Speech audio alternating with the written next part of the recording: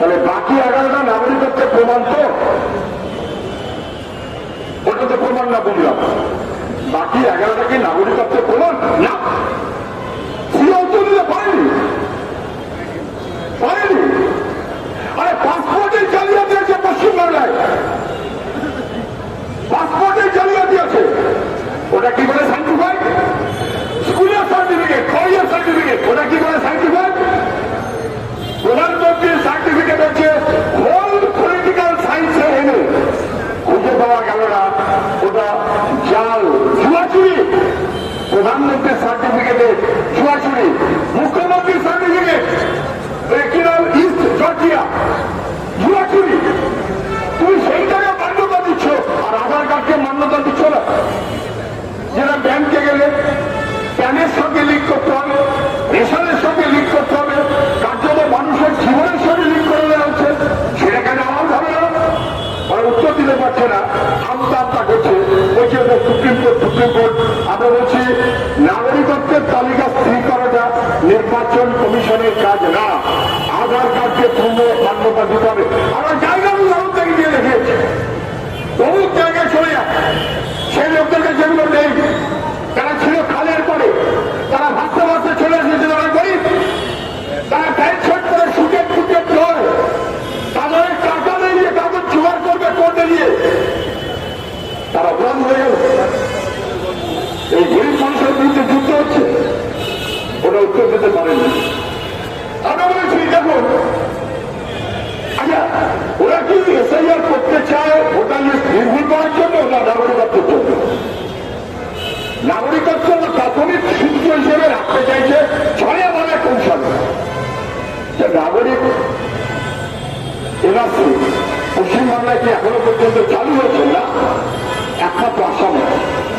কার দায়িত্ব? হোম মিনিস্ট্রির দায়িত্ব। আসামের গল্প কি? 2019 সালে আসামে কোটি কোটি টাকা খরচ করে অনেক কাজ খড় পুড়িয়ে প্রথমে 39 লক্ষ, পরে কেটে কুটে 19 লক্ষ এনআরসিতে বাতিলযোগ্য নামের তালিকা করে জানেন। সেই তালিকাটা আজ পর্যন্ত সরকার গ্রহণ করেছে? বিজেপি সরকার না। 6 বছর হয়ে গেল ওই তালিকাটা গ্রহণ করতে পারেনি। কেন গ্রহণ করেনি? ওই 19 লক্ষের মধ্যে মুখে বলেছিল রোহিঙ্গা মুসলমান বাদ দেবো, বাংলাদেশি মুসলমান বাদ দেবো। তালিকা বেরোনোর পর দেখা যাচ্ছে 19 লক্ষের মধ্যে 5 লক্ষ মুসলমান, বাকি 14 লক্ষ হিন্দু। বাদ দেবার যোগ্যতা এবারেও দেখাতে পারছে না হেমন্ত বিশ্ব শর্মা। যে সুরেন্দ্র আর কে সুকান্ত আর কে শান্তনু আমি জানি না, আগুন দিয়ে খেলছেন। মুসলমান বাধ্যবলে যে ব্যবস্থা করা হচ্ছে তার বলি হবে মতুয়া সমাজ, উদ্বাস্তু মানুষ, গরিব সমাজ, আদিবাসী মানুষ। গরিব মানুষ পকেটে রেস্ট কম, তাদের কাগজ কম, তারা কাগজ দেখাতে পারবে না। জেনে বুঝে বিজেপি আসলে এই অংশের মানুষটা গরিব, গরিব মানুষের বিরোধিতা করতে গিয়ে জেনে বুঝে এটাকে ভালনারেবল করে দিচ্ছে। এটা আপনি আমি না বুঝে বিজেপি কাছে কম দিতে না। আমরা বলেছি এটা কি এসআইআর হচ্ছে না সিএএ হচ্ছে? এসআইআর। তার সিএএ বিজেপি করছে কেন? কি বলছে মন্ত্রী? কি বলছে? শুনুন, এসআইআর যদি আপনাদের না বাদ যায় দুশ্চিন্তা করবেন না, আমি আপনাদের সিএতে যোগ করে দেব। বলেছে ইয়েস অর নো? হ্যাঁ অথবা না? বলেছে হ্যাঁ অথবা না? এসআইআরে আপনাদের নাম বাদ যাবে আমি জানি। আমি কে? আমি বিজেপির করছি। আমি আপনাদের সার্টিফিকেট দিয়েছিলাম, আমার সার্টিফিকেট সরকারও মানেনি, দিল্লি সরকারও মানেনি। এবার আমি কি বলছি? আপনারা এসআইআরে বাদ গেলে বাদ যাক, আপনি রাগ করবেন না, আমি কিন্তু আছি আপনার জন্য। আমি আপনাদের ছেড়ে দিলেন খালে, আমার মনে হচ্ছে আপনি ইচ্ছা করে ফেলেছেন। তারপরে কোনোভাবে একটা দড়ি ধরে টেনে এনে বললেন এই দেখ তুই মরে গেছিলি, তোকে আমি বাঁচিয়েছি, তুই আমার পায়ের কাছে আমার চরম যুক্ত হয়ে অনুগত থাকিস। যারা গরিব মানুষকে এই আনুগত্যের বিবেচনায় লাঠি মেরে ফেলে দিতে পারে তারা সমাজের শত্রু, দেশের শত্রু, গরিব মানুষের শত্রু।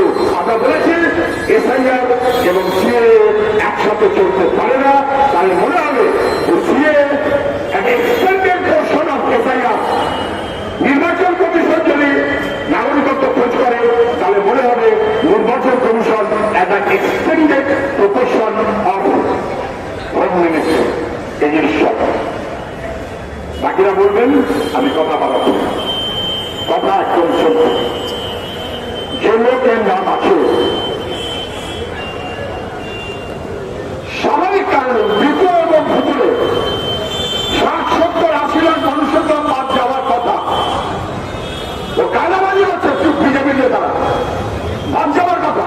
ওদেরকে তৃণমূল রক্ষা করতে চায় মৃত মানুষকে না,